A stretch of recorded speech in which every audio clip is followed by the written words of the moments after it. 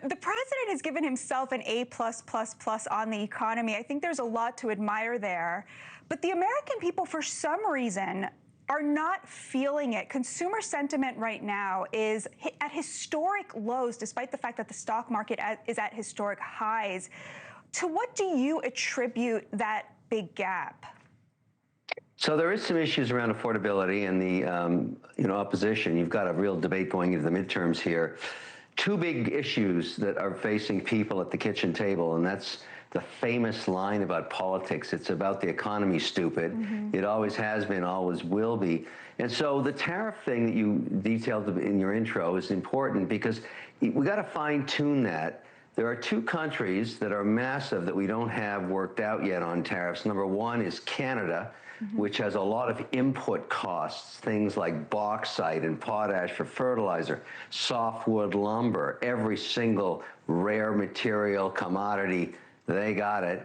And we're tariffing them at 25% because there's no deal.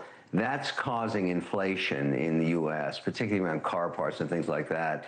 And India is a massive trading partner, same issue there. And you mentioned reciprocal. I love the idea of reciprocal tariffs. In Switzerland, they charge 8.3%. So it would be easy to charge 8.3% on their products, which are primarily watches and gold bars.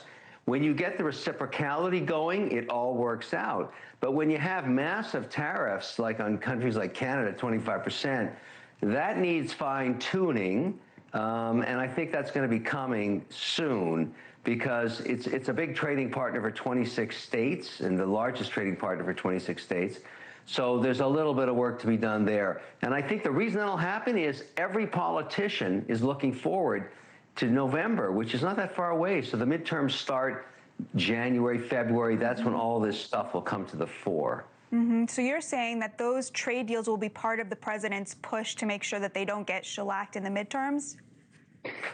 Well, if you don't get protein costs down, if you don't get affordability nailed, if you look at any administration, any incumbent, doesn't matter if they're red or blue, the midterms, they get shellacked pretty well. So you really got to, that's how democracy balances. And so I think right now on Trump's top of mind is, okay, let's focus on the things that people are really going to go into the midterms with. And those are two items: affordability, in which tariffs matter.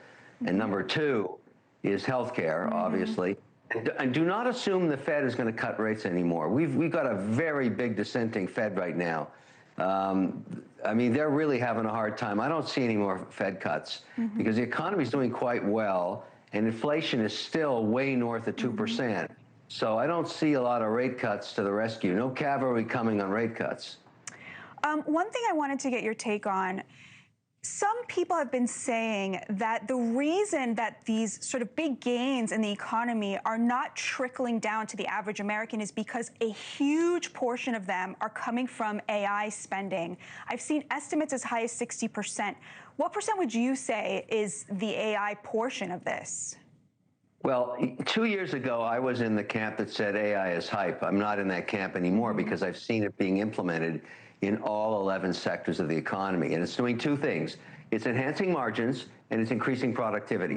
And we're in the first or second inning. But it's very expensive to develop this technology, but we have to for a bunch of reasons. We're competing with China. We talked about China earlier, but China is beating us in AI, not because they're building data centers faster, it's they're getting more power on grid faster. And so you can't do AI, you can't be competitive unless you have power. Sub 6 cents a kilowatt hour. Now, where are you going to get that from? In China, they don't have any permitting problems. The supreme leader says, put a coal-burning electrical plant there, right there on the map, and have it running in 18 months.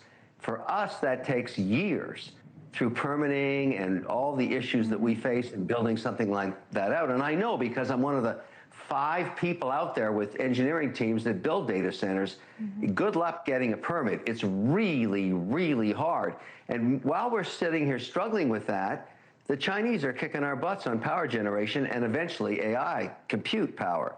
So that's a big issue. But AI itself is a good thing for the economy because it's going to add productivity and it's going to add margins. It's one of the reasons the market is staying near all-time highs because AI is permeating every single sector. Thank you for watching. Subscribe below and download our NewsNation app right now on your phone, and you will get fact-based, unbiased news for all Americans.